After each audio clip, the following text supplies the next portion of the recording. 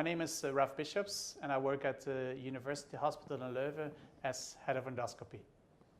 My name is Cesare Hassan, and I work in a community hospital as head of endoscopy in Rome.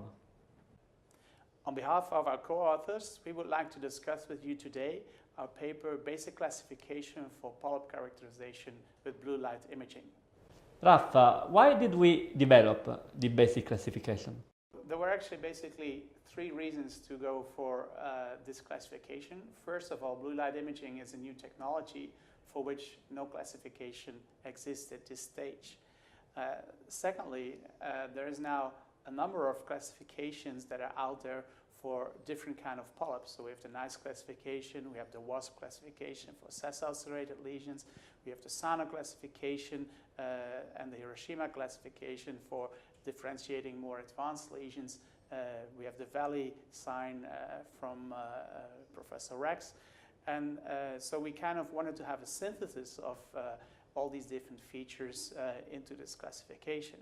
And third, we also would like to have a more analytic approach that allows in the future to have more like a mathematical model to predict what kind of polyp we're dealing with.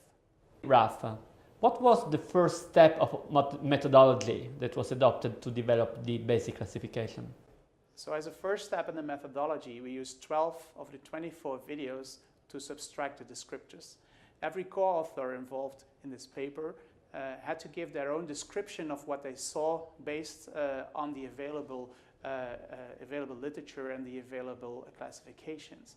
And we brought this to a synthesis and we identified at first more than 40 descriptors. Through a modified Delphi process, we have decreased this to 3 main domains and only around 10 descriptors that were further used for further analysis. So Cesare, maybe you can explain how we did the first validation of this new classification. Absolutely, Ralph. As you anticipated, Ralph, there are 3 domains in the basic classification.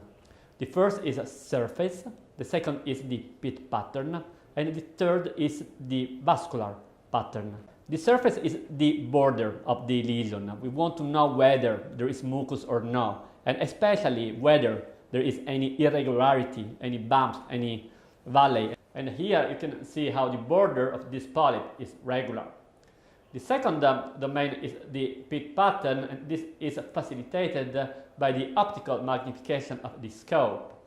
First, you need to see whether the type of the pits is round or non-round. If it is round, is it dark or non-dark?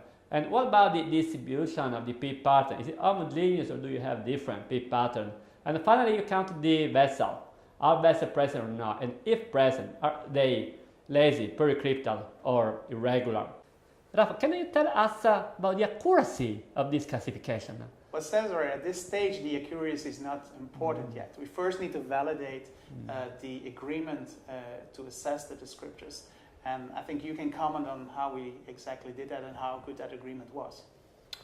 Eventually, I agree, Ralph, because the agreement is irrespective of the histology, is irrespective of the endoscopy. It really validates the classification. So the first step was to assess the inter-observer agreement for each descriptor with and without zoom. When considering 0.6 as a reasonable cutoff for an adequate inter-observer agreement, as you may see, without optical magnifications, we already achieved a good inter-observer agreement for most of the descriptor. But what was really striking was that when you use optical magnification, the inter-observer agreement substantially improved for most of the descriptor, and this was statistically significant.